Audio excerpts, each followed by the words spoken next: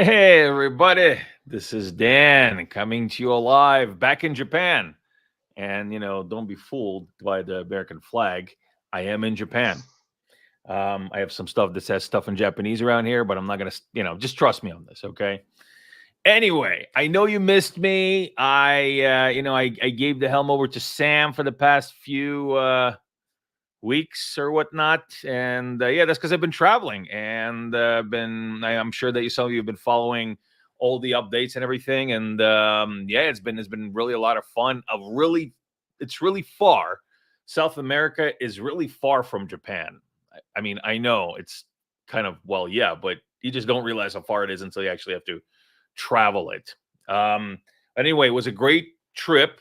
And it really kind of gave me a really good perspective on all the different possibilities that we've been talking about, as far as collateralizing pre-mined assets, as far as how to utilize what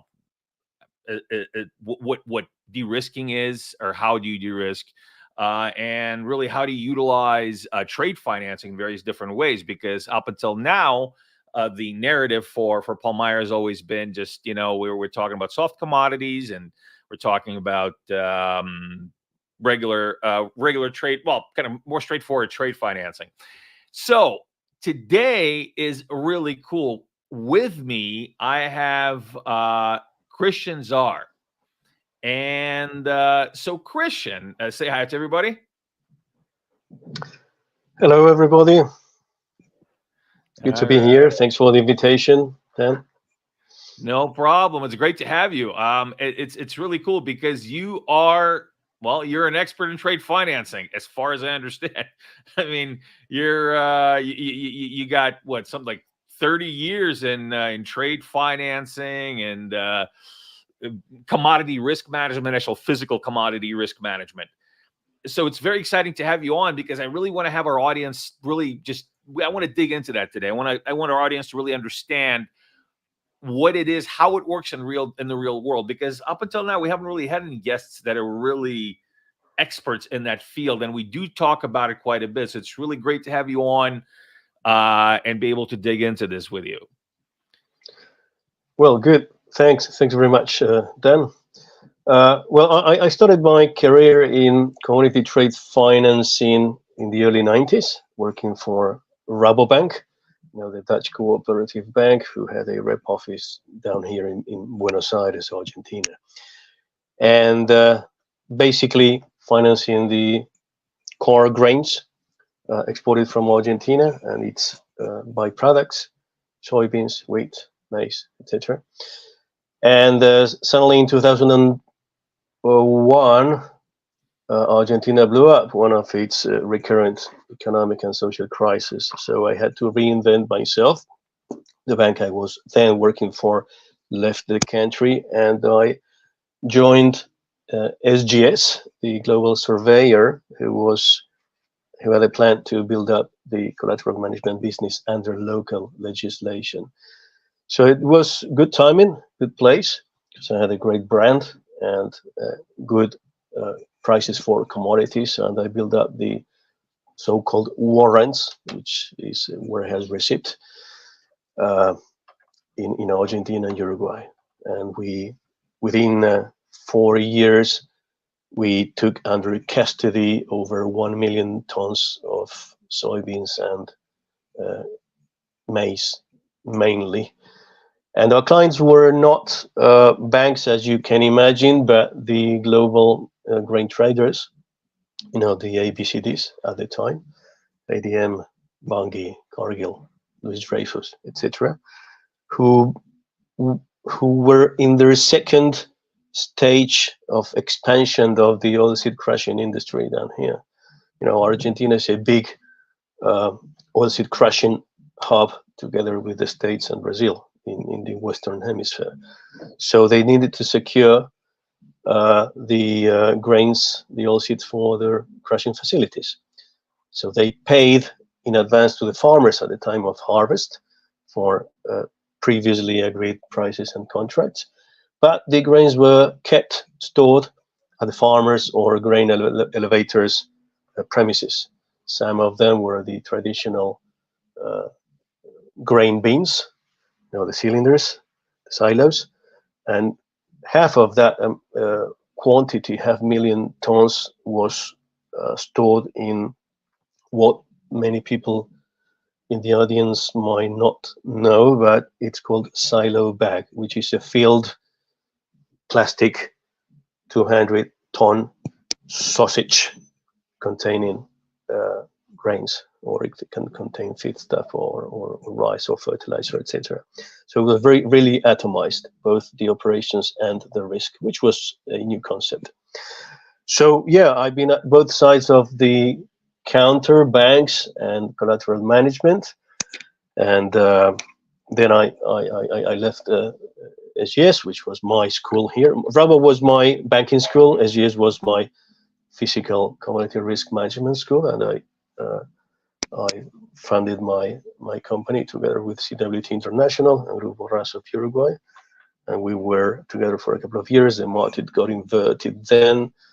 The exporters no longer require those services, so I kept my company for 5 years as a solo player with one big client providing collateral management services and insurance, and blah, blah, blah. Then I moved to the UK for 5 years, managing cocoa beans and coffee beans warehouses in the port of Tilbury for CWT. And then I became a consultant, and I have my own company based in the UK since 2017. And what I do, well, after, as you said, I've been in the industry for 3 decades, and basically the business is the same. I mean, it's logistics of commodities being created in one spot and being consumed in another spot. In the middle, you have to finance that process, and you have to evaluate all the risks involved. So what I do together with associates, we are based in London and in Buenos Aires, and then we have associates all around the world in case we need to cooperate with them. And what we do is we assess companies, farmers, insurance companies, technology companies in physical commodity risk management. Now that, and I also partner with some technology companies in order to bring Cristian, in. My apologies, but I actually really think it's important for the audience to really understand, and I mean, you definitely are the guy to explain it. Okay, what is I mean, we understand the definition of risk management, but specifically, what is physical commodity risk management? I mean, and what does it really mean? And what does structured trade finance means? Because this is what you specialize in, right? So Yes. Can you explain to us really what is the essence of these things? Well, in my view, the essence of physical commodity risk management is as follows. You have a product.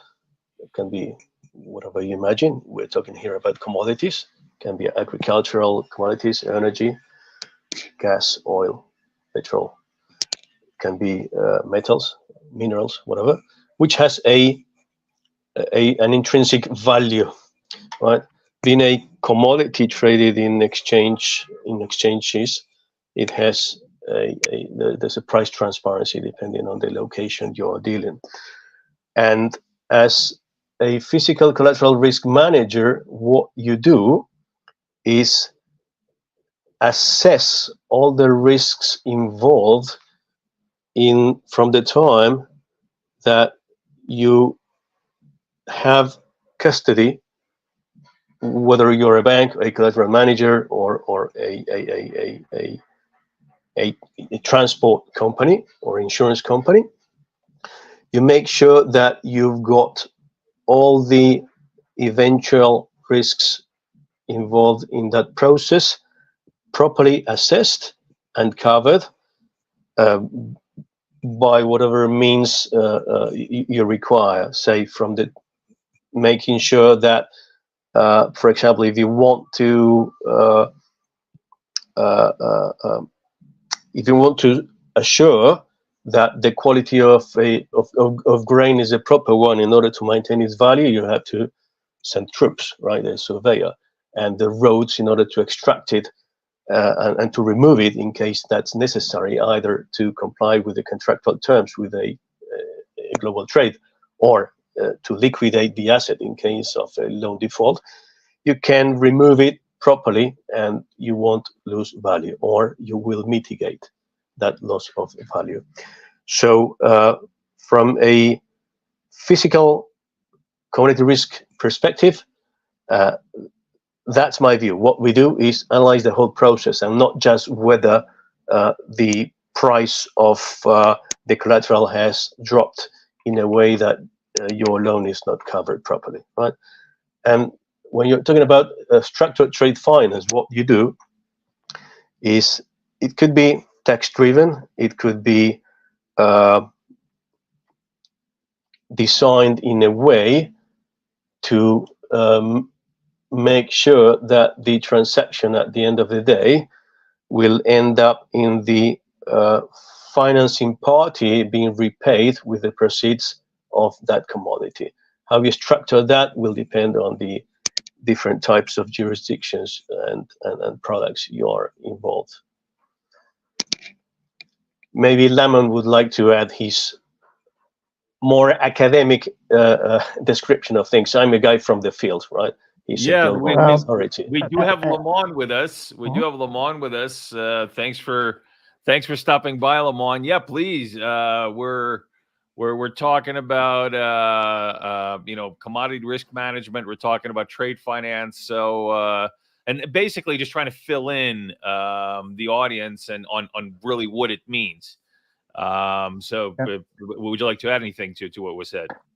Yeah, I think on the basics, maybe I want to make 2 points. One, many banks would feel very comfortable if you come with a gold bar or gold jewelry, and you tell your bank, look, I need a short-term loan. Can you give a loan against this collateral?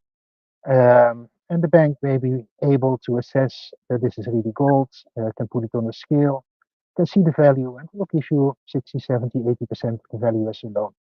And they feel safe doing that because they understand the commodity, they understand the market for that commodity, they know they can sell that commodity for a certain price, and they trust in their own vault, because that's where they will keep that gold. Now, one of the major missions in my life has been to extend the possibility for banks to feel safe with collateral to many other commodities, including agricultural commodities. In other words, you don't come with gold, you come with a proof that you're able to produce wheat on your field. That wheat at a certain moment will be worth money. Now, how can the bank feel safe? In some countries like Turkey and some Central American countries, banks actually set up their own warehouses. If you go to, let's say, Adana port in Turkey, you will see many warehouses on the road to the port with the names of banks on them. So what banks do, they accept the physical collateral from importers and exporters. Can be tobacco, can be hazelnuts, can be grains. And because that grain is in their own warehouse, they feel safe with that collateral. Now, not all banks are good in managing warehouses. It's a completely different business. So normally you will have third-party warehouses. Now, what do you need to make banks comfortable with third-party warehouses? You need data, you need processes, procedures. And that's where the topic of this podcast comes in. It's IoT, because that will provide you with a lot of data that will give you comfort as a financier that the goods are really there. You don't need to have them in your own warehouse anymore. So that's one thing. How do you make banks as comfortable with collateral in third-party warehouses as they are comfortable with it in their own warehouses? For that, the processes, procedures, and nowadays there's IoT. Second bit, secured versus structured finance. Secured finance, you have collateral.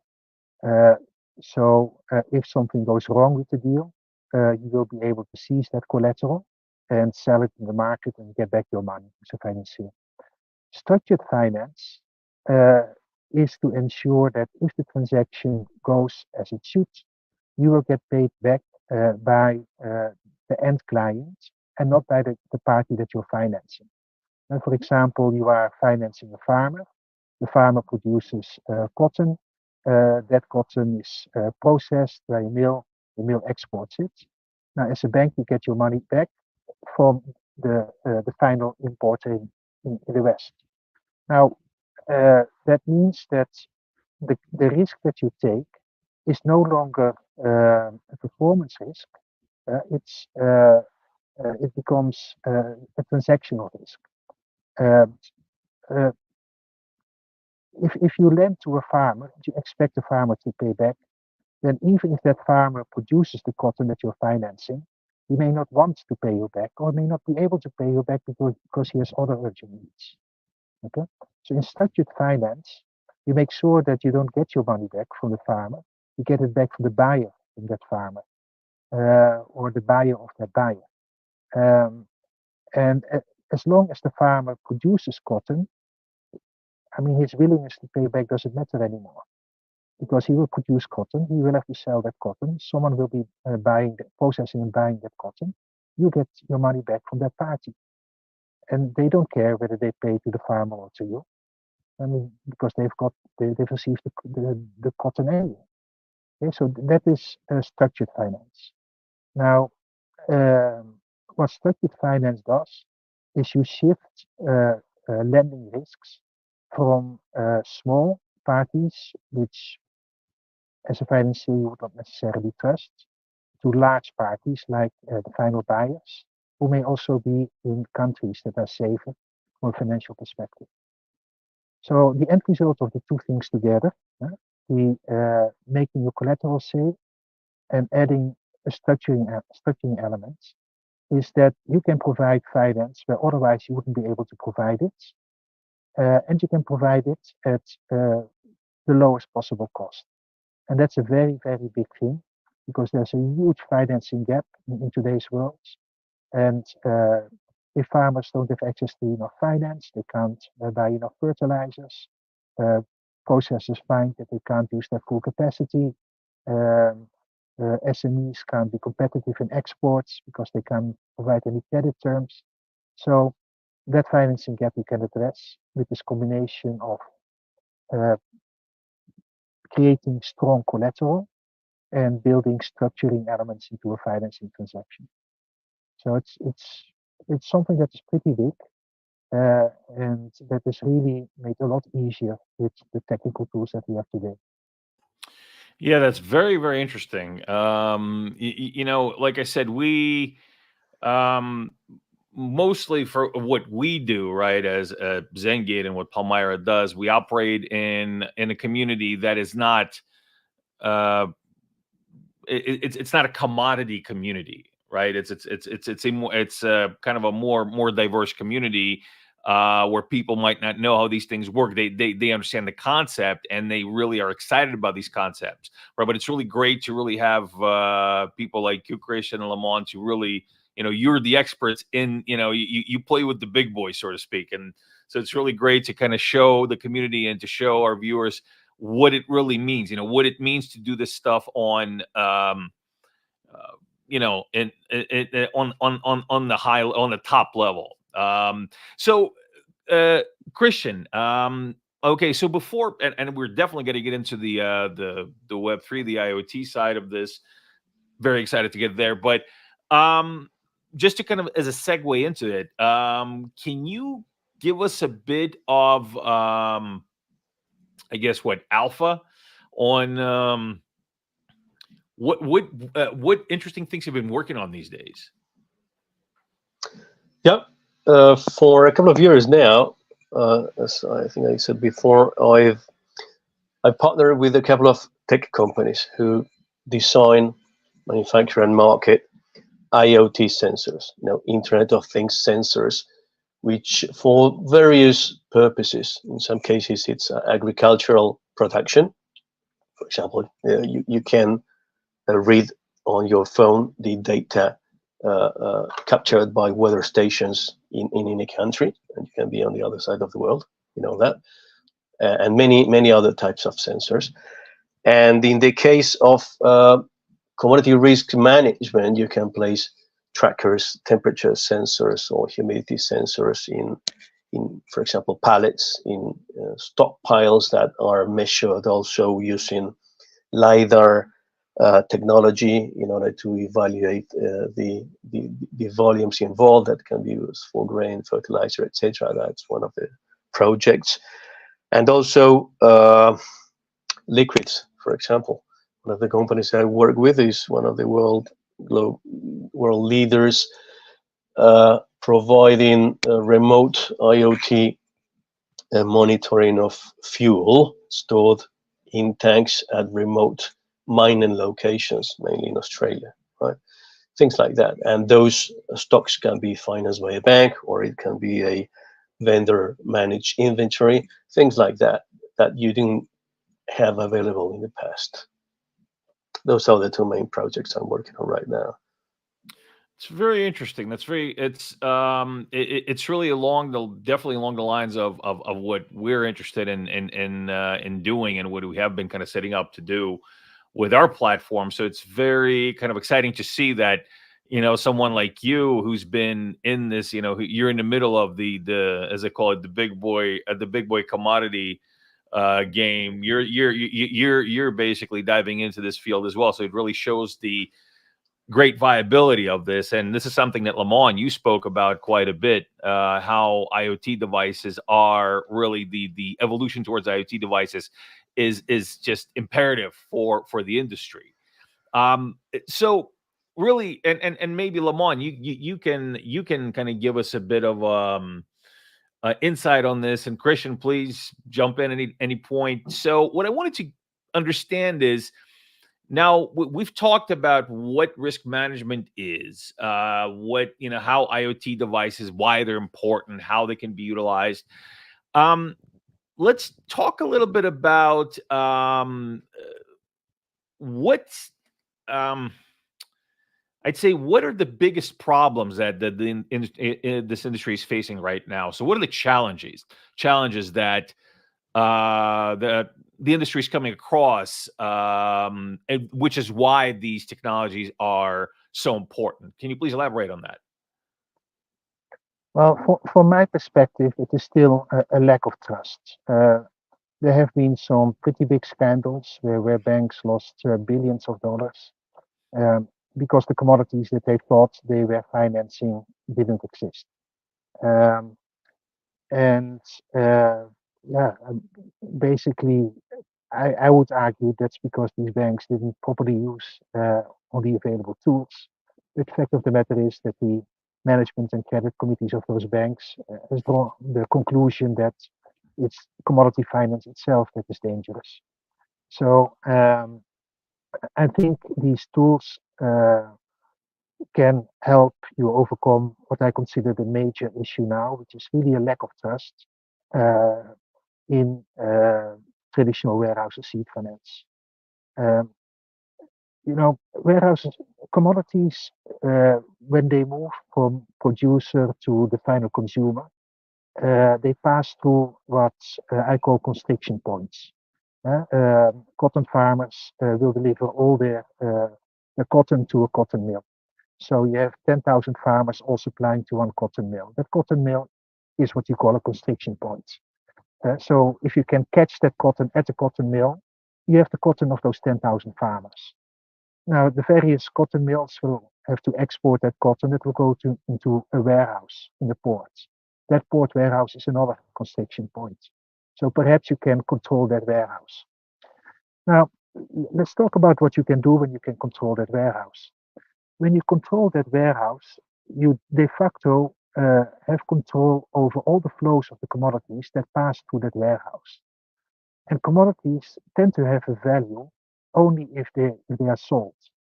It's not true for local food commodities, but products like cotton or even coffee, they gain their value by being sold onto a market. This means that a farmer or a processor serves himself by making his products enter into that value chain. And as long as he does that, they will enter into your constriction points. Now, you, by having the proper processes procedures, which nowadays should include IoT, can declare with full certitude that those commodities are entering into your warehouse and that they are there, not just the day that they entered, but they are there now, today. And the financier can look on a screen and see the sensors that tell him that yes, these goods are in the warehouse. And you can even point cameras at the goods that you're financing. Now, um, these goods pass through that warehouse. They enter into the warehouse, they exit into that warehouse. And you create a lot of data as the goods enter and exit. And you can't really falsify all those data. Goods enter with trucks. You have license plates of the trucks. Those trucks drive from the upcountry area to your warehouse in, let's say, 36 hours. So you know that the same truck can't come back to you in less than 72 hours. You capture those data, and if you see that there's something that is wrong, the same license plate is used twice within 60 hours, you know that something is wrong. Yeah, so you can start controlling the actual goods in the warehouse. So as you capture those data, you can become, the more data you capture, the more secure you can be in the knowledge that the goods are in that warehouse. And you can overcome that trust gap. And you can make the bank see that, look, or if it's not a bank, then the capital market financier, like trade finance investment funds, you can show them that, look, the goods that you're financing are in the warehouse. And look, we have the process in place to ensure that when they leave the warehouse, they will be picked up by a buyer who will then pay you. So those goods will be converted into money. That money will be allocated using an escrow mechanism with the bank to repay you as a financier. Now that gives you full confidence as a financier, and I think that will allow you to overcome that trust gap. You know what? It's actually, and I mean, even though I know about this because I've done, I've kind of been circling in this ecosystem for a few years now, and been doing research into this. And this is basically, how we came up with the platform. One of the reasons why I came up with the platform. It's really almost mind-boggling that, like you said, and we talk about this quite a bit, and we speak about it to our audience, but it's really still quite mind-boggling that there are billions and billions of what we call, ghost lots, ghost commodities. And this is big institutions responsible for these things, right? So billions of dollars in commodities that don't exist is really is just really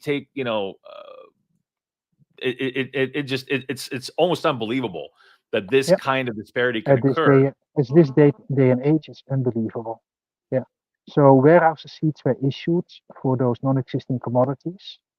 And if you have a system like you have in Zengate, you would immediately be able to see that there are no data that show the actual entry of those goods into the warehouse. So those warehouse receipts just came out of the blue. There's no link with where the commodities started. And you can immediately see that therefore those warehouse receipts are false. So all the tools are there to actually enable a financier to see whether the goods exist or not. And despite that, even big commodity finance banks have decided not to use those tools and rely on basically pure warehouse receipts, which are declarations of a warehousing company that the goods really exist. And often those are falsified declarations. They're not even issued by the warehouse company itself. And Wow. this is so unnecessary. With the tools that you have nowadays, you could make that a very, very safe business. Christian, so since you're kind of out there in the field, right? You're directly dealing with these things. Can you give us a bit of just a kind of a war story or two about what you had to deal with your own firm and what solutions you brought out there? Utilizing these technologies, trying to fix these issues that we've been speaking about. Sure. Let me go one step back, if you don't mind, talking about one of those fraudulent cases that involved approximately a 4 billion loss for the most important global banks, which it was a case of an oil trader based in Singapore some 4 or 5 years ago. In that case, I believe there were not being used warehouse receipts or collateral managers, but basically bills of lading and other types of documents used in oil trading, which were used to uh, finance 6 times one unit that caught all the banks. And that's one of the reasons why the amount got to be and loss a record high, okay? Because in the specific case of oil trading, it's quite different from what you're doing with other commodities. Now, going back to your, and also there was a perfect storm when you've got low interest rates, great from banks in order to close hundreds of millions loans, and the borrower who will be pressing you in order to disburse the loan, otherwise at a low rate, otherwise you won't get the deal, and you will probably accept as an irresponsible banker to make it a non-secured business or lightly secured. You're in the dark area, right? And that's what happened. It's a combination of factors. Okay. Now going back to your question, Dan. Yeah, it's been the case when we used IoT sensors, basically in order to detect movement of either a silo plant. You can play. This was 10 years ago. Now with not the new technology, which is much better, of course, and advanced. But basically, we use like electronic locks in order to and place them in the moving parts of grain silos. So you would detect whenever something unauthorized was going on. Nowadays, but that was much more basic. Nowadays, you can have on your phone readings of the temperature and the humidity inside a silo, or even the volume contained in a silo, etc. But as risk involves nature and humans within that nature, you have to make sure that the conditions of goods are controlled, right, in order to preserve value, quality, and that the people dealing with that product being held as collateral are following a procedure and are doing things per the book, by the book. All right. In my case, yeah, this IoT technology is basically used to monitor online, live, the condition of the goods and to deter the bad guys from going rogue with that merchandise. That's basic. That's the basic concept. We had a Yeah, few issues, both deterring people from doing things and mitigating losses as well. that's actually it's really great to hear you mention this because we get asked that quite a bit. We utilize in our solutions, we utilize blockchain technology as well. And this is one of the questions that we get asked. So how can you vet that this data is real, right? Or how can you vet that this data is honest? And really, the answer here is to create incentive for this data to be as clean as possible, and to be able to utilize things like IoT, right? To see if there is bad players in your I guess in your value chain, and to be able to kind of mitigate that particular risk. So yeah, it's just very interesting to hear you really say that once again. Kind of reaffirms what we've been talking about as far as having this a complex, not a complicated, but a complex incentive system for this data to stay as clean and true as possible. Now, speaking of data, and this is a question for both of you, Lamon and Cristian. So again, being kind of on the ground, dealing with this for so many decades, you, Cristian, specifically delving into IoT and really being on the forefront of that particular angle of the business, and of course, Lamon, you're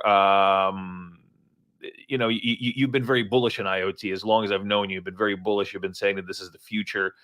Now, when we factor in blockchain technology, and of course, I'm sure that that the claims that are made, or the principles that blockchain technology is built upon. How do you see the usage of blockchain tech being kind of, I guess, incorporated into what you're doing, and how much of a game changer do you think it is? Okay, let me start. Um, Blockchain, if you want to use it in the real world, needs to be connected well with the real world. So for me, oracles are really critical.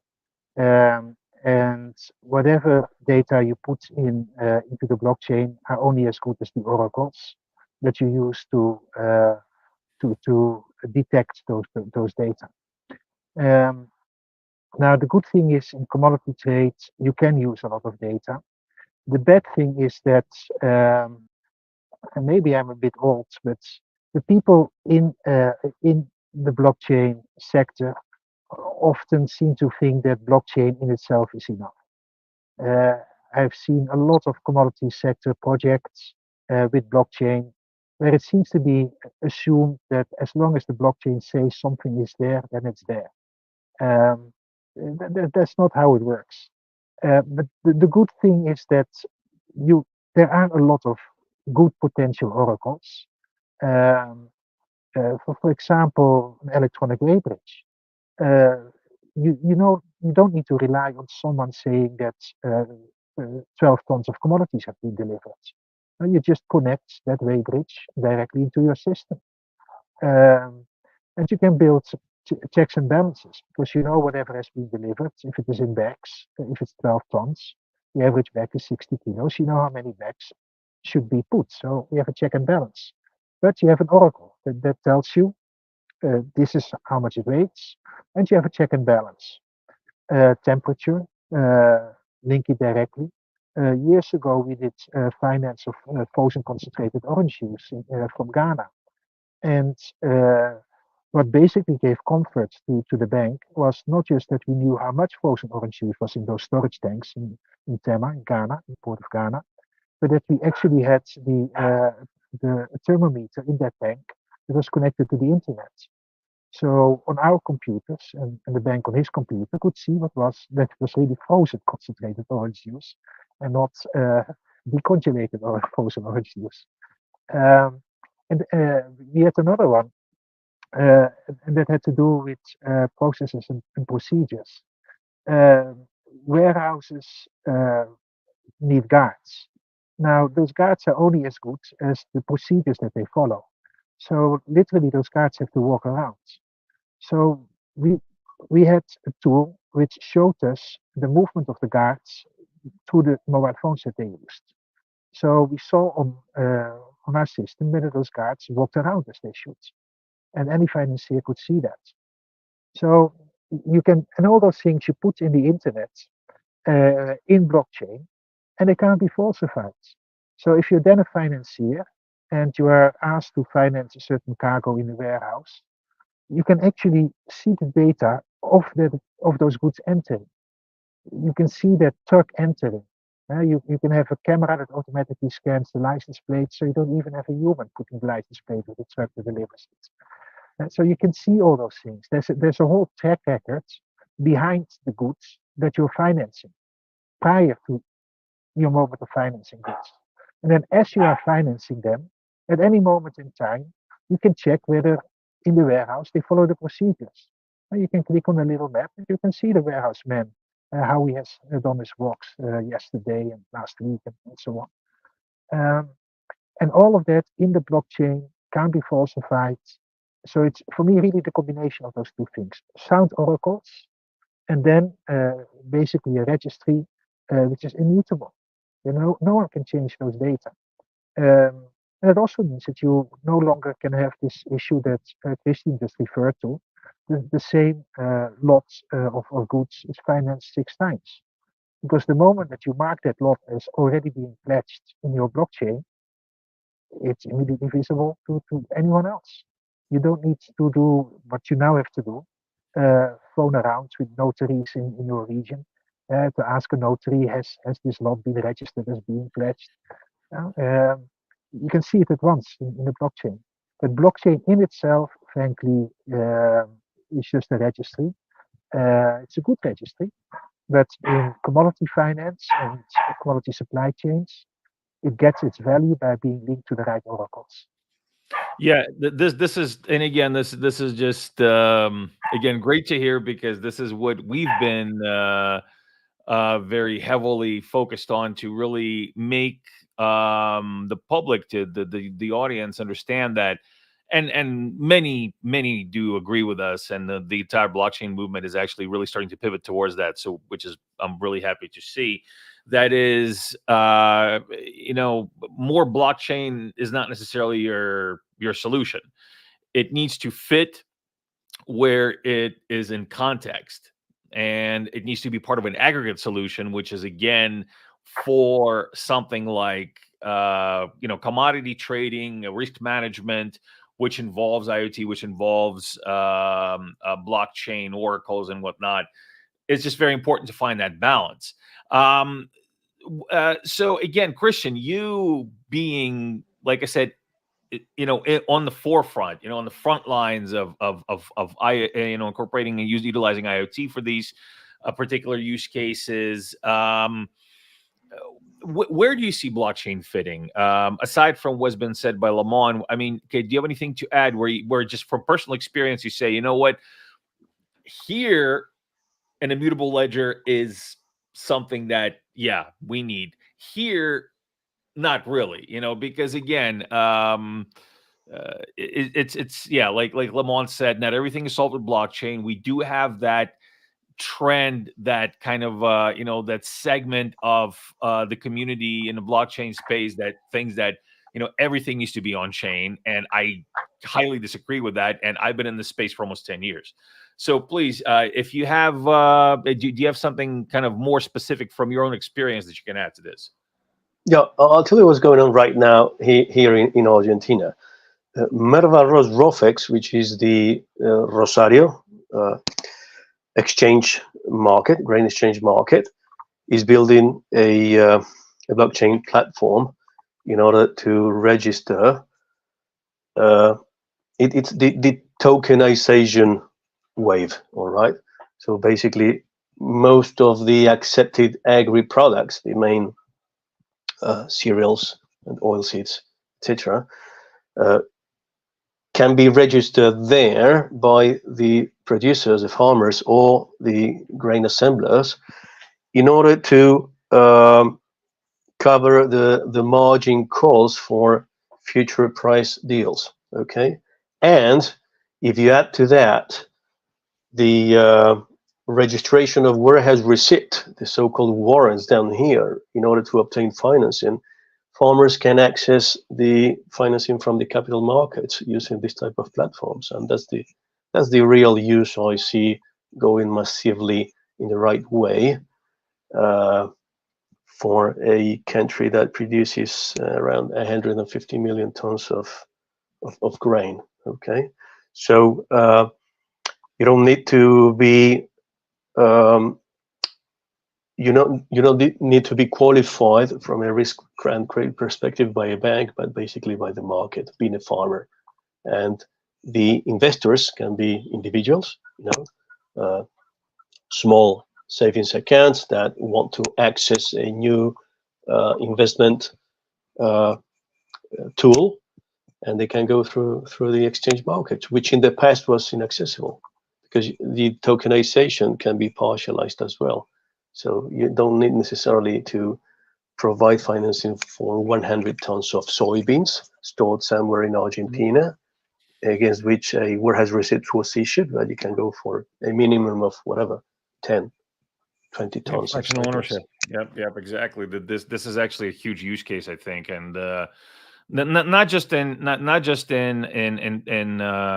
trade financing, but in other things like freight forwarding, for example. You know, you can have a fractional freight forwarding. This is something that we're actually exploring in Sri Lanka right now. Is fractional freight forwarding on chain, fractional freight forwarding for smaller producers to be able to utilize container shipping, which is, again, it's it's a service that doesn't necessarily isn't entirely blockchain based, but blockchain is in fact needed here just to make sure that, if you have fractional ownership of a container, you don't have double booking, you don't have ghost laws going out. I mean, all these different things that, again, with a warehouse financing, this kind of the same idea behind it. Now, so we spoke about the technology side. We spoke about kind of making things more viable for the producer, right? That deposits these things for the warehouse. Now, what you just spoke about, Cristian, is access to to a wider range of finance, shall we say, right? For because you utilize these technologies. So on the other side, what I wanted to add, your gentlemen, to get your input on is going to the industry stakeholders. I mean, how do you present this to them? Because what we've learned, and this is something obviously that you know as well, there is a multi-trillion-dollar gap in financing for commodities, for trade financing for commodities. And so if say for a bank, right, and other stakeholders in commodity finance, what advice would you give to them? How would you make them understand that this is the way, this is how you de-risk, this is how you make more money? Because you're not going to lose money, so that means that money not lost is if you have whatever you want to call it, slippage in this kind of industry, by basically money lost because of all these different issues. How do you go to them and how do you explain to them this is the way to go? This is why you want to do this. What is how do we talk to these institutions? How do we present the case to them? Yeah, well, one practical thing with banks is you need aggregation. You can go with them with a $20 million deal, but 1 million, they won't want to talk with you, let alone 100,000 or 50,000, 10,000. And they're not that, it is difficult to put together a $20 million deal. But if you have that deal size, even then you have to go to banks that understand structured commodity finance. Because if you go with them and tell them, I have a fantastic deal to finance 100,000 cotton farmers in the north of Ivory Coast, they will laugh at you. But if they understand structured finance and they see that the risk that they're taking is on cotton buyers in Europe, and you structure that whole deal in the way that we've discussed, you can talk about it. But there are not that many banks that are good at this.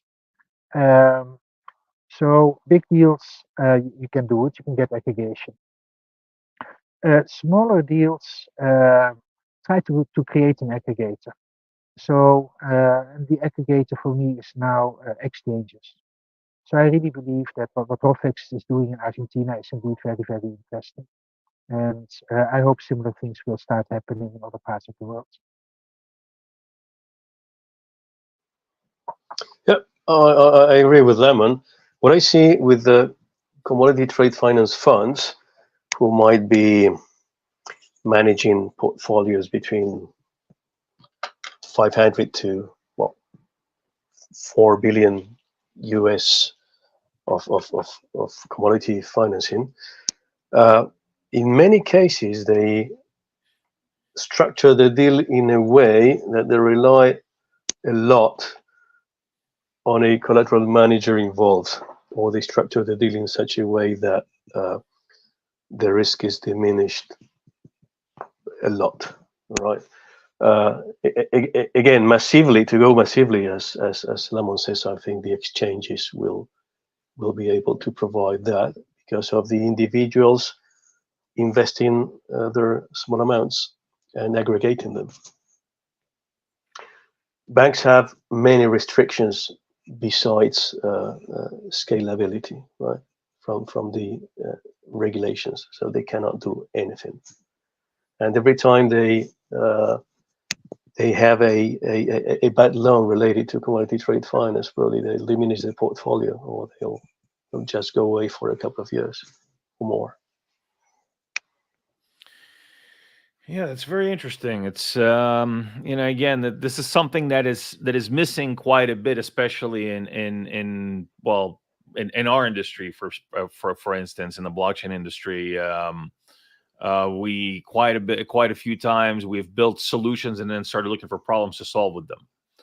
And the problem with that is that, well, you build things in a silo, you build things in a room, and then you kind of go out there and try to look, and you have this imagined perception of who your customer is. And really, I think with what we're dealing with on the blockchain side, to many banks just seem scary. How do you deal with a bank? How do you approach a bank? Some are, some of the industry are actually anti-bank, and I think that's not the right way to go. I think there is definitely a middle ground there that can be reached, and then many, there's quite a bit of viability that can be attained from partnerships and being able to properly incorporate these technologies.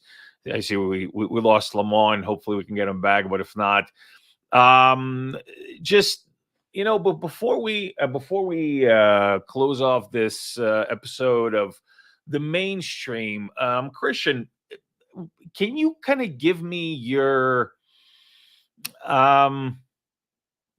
vision, right?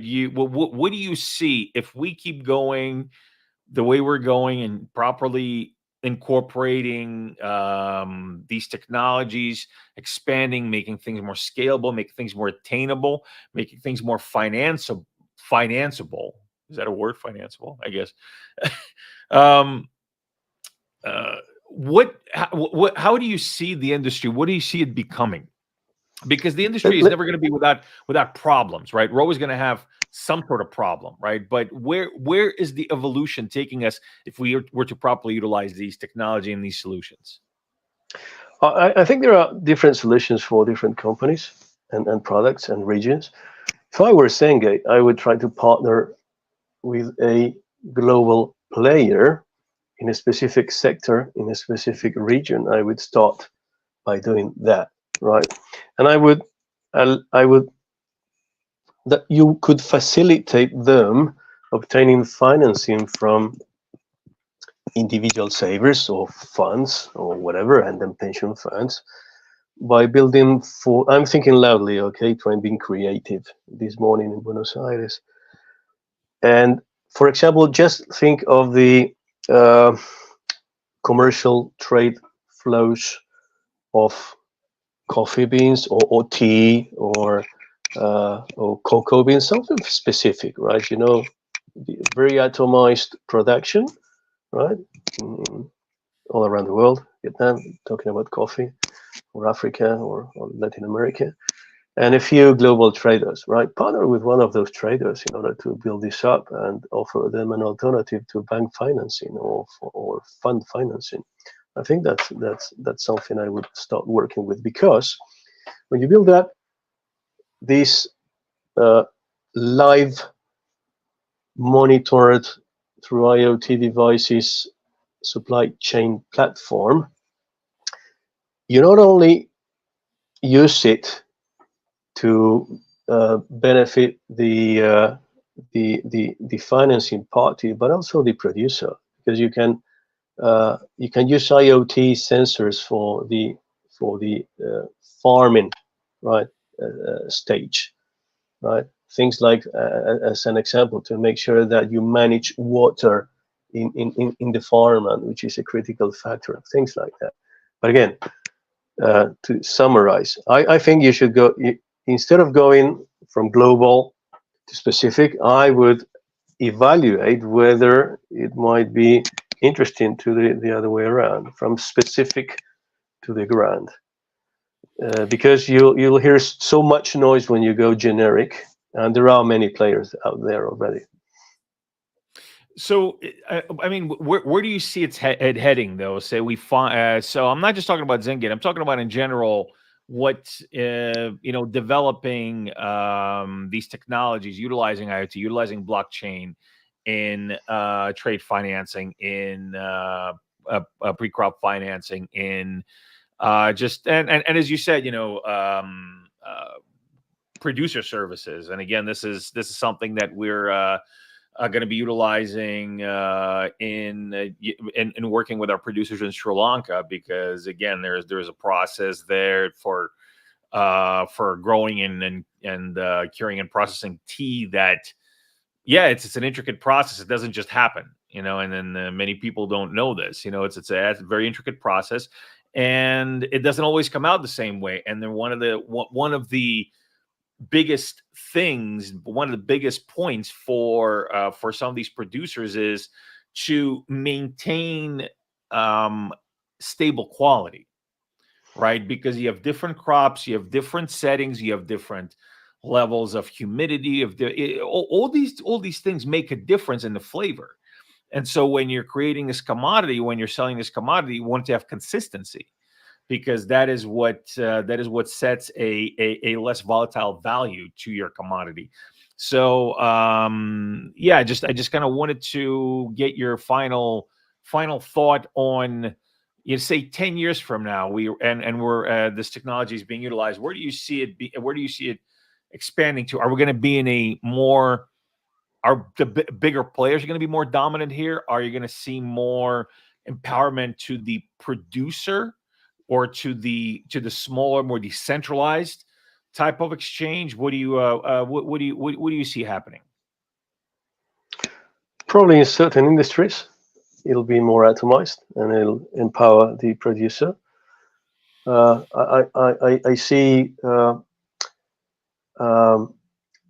electronic noses coming up in the coming years, which will revolutionize some industries, because, as you say, blending, the art of blending is what maintains the price of certain commodities like tea, because it depends on nature, right?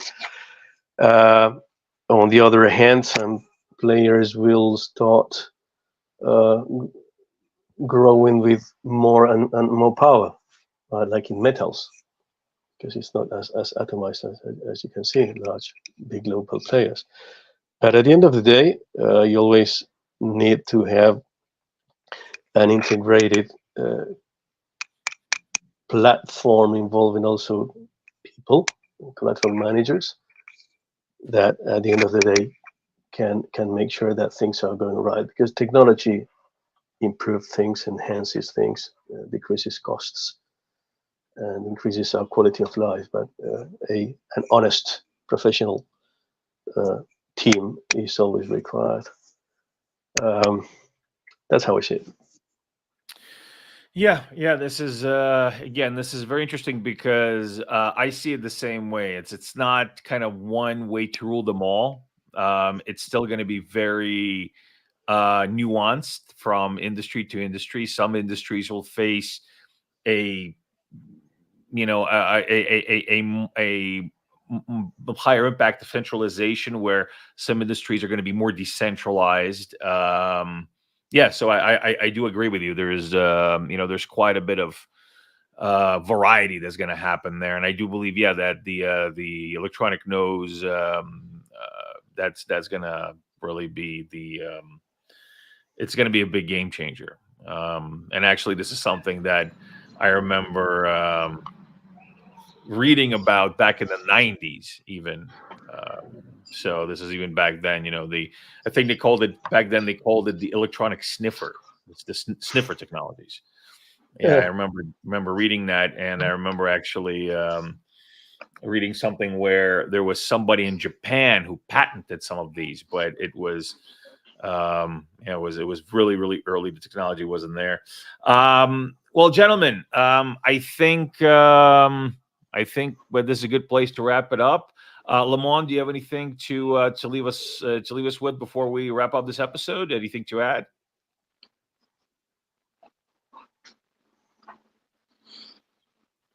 Anything at all? Well, just to make the point that this is really bringing us closer to what I would call almost a commodity-backed stablecoin. And if you can get there, then what the farmer produces is like gold. Yeah. So that's at the end of the rainbow. Yeah, that would be very, very interesting. Commodity-backed stablecoin, and in fact, we've been talking about that. We've been talking about a cryptocurrency that is not, cryptocurrencies whose volatility is not dictated by the bond market. It's actually commodity based, and it's actually one of the reasons why I started the Palmyra project in Zengate, is because I was getting tired of that. I was getting tired of these crazy swings that you just have that are basically vapor. I mean, it's an echo of another market, and I think that can be changed. Cristian, anything else you'd like to add before we sign off?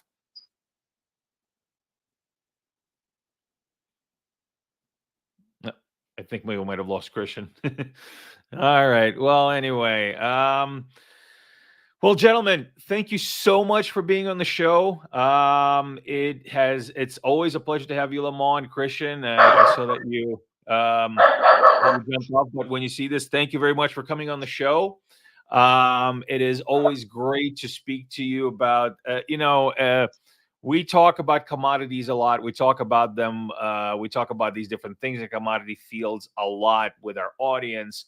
But it's always so great to have experts on the show that really know what it is, what today's commodities world is, because you're right in the middle there.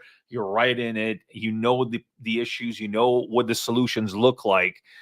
And you give us that information that's really important to kind of keep us on the level, so that we don't go and,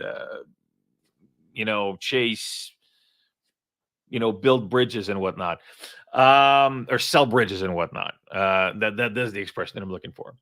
Anyway, thank you very much for being on the show. I think this is a good place for us to leave it off. And hey, everybody, thanks for joining this week's Mainstream.